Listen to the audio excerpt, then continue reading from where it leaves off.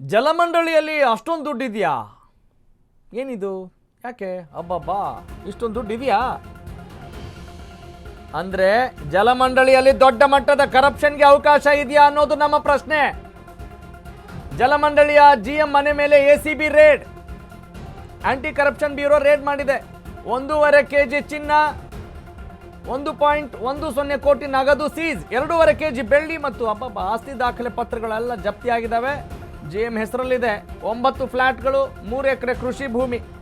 ಇದು ನಮ್ಮ ಬೆಂಗಳೂರು ಜಲಮಂಡಳಿಯ ಕರ್ಮಕಾಂಡ ಅಲ್ಲ, ಇದು ಹೈದರಾಬಾದ್ ಜಲಮಂಡಳಿ GM ಕುಮಾರ್ ಅವರ ಕರ್ಮಕಾಂಡ. ACB ಇಂದ ಇನ್ನೂ ಮುಂದುವರೆದು ಶೋಧ ಕಾರ್ಯ ನಡೀತಾ ಇದೆ. ಬೆಂಗಳೂರು ಜಲಮಂಡಳಿಯಲ್ಲೂ ವ್ಯಾಪಕ ಭ್ರಷ್ಟಾಚಾರ ಆರೋಪ ಕೇಳಿಬರ್ತಿದೆ. ಇಲ್ಲೂ ಭ್ರಷ್ಟಾಚಾರ ನಿಗ್ರಹ ದಳ ರೇಡ್ ಮಾಡುತ್ತಾ ಭ್ರಷ್ಟರ ಹೆಡೆಮುರಿ ಕಟ್ಟುತ್ತಾ ನೋಡೋಣ. ಅಂದರೆ ಇಷ್ಟಿಷ್ಟು ದುಡ್ಡಿದೆಯಾ?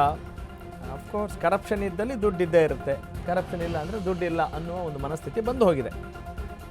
ಇದು ಹೈದರಾಬಾದ್ಗೆ ಸಂಬಂಧಪಟ್ಟಂಥ ಒಂದು ಸುದ್ದಿ. ಆದರೂ ಕೂಡ ನಮಗೆ ಗಮನಕ್ಕೆ ಬರಬಾರ್ದು ಅಂತೇನಿಲ್ಲ.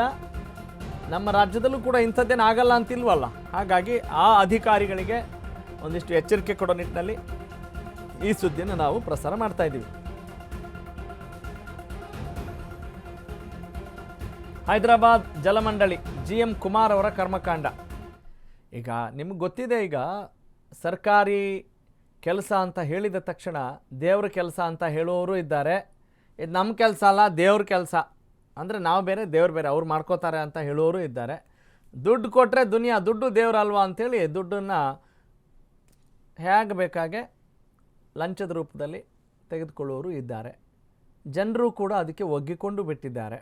ಅಟ್ಲೀಸ್ಟ್ ಸಂಪೂರ್ಣವಾಗಿ ರಿಮೂವ್ ಮಾಡೋಕ್ಕಾಗಲ್ಲಪ್ಪ, ಈ ಸಿಸ್ಟಮ್ನ ಇರಾಡಿಕೇಟ್ ಮಾಡೋಕ್ಕಾಗಲ್ಲ ಅಂತ ಅಂದರೂ ಕೂಡ ಅದೇ ಮಾತನ್ನು ಹೇಳ್ತಾ ಇದ್ರೆ ಏನೂ ಆಗಲ್ಲ. ಹಾಗಾಗಿ ಸ್ವಲ್ಪ ಮಟ್ಟದ ಒಂದು ಪ್ರಯತ್ನವಾದರೂ ನಡೀಲಿ ಈ ಭ್ರಷ್ಟಾಚಾರ ತೊಲಗಿಸುವ ನಿಟ್ಟಿನಲ್ಲಿ ಅನ್ನೋದು ನಮ್ಮ ಆಶಯ ಮತ್ತು ಕಳಕಳಿ.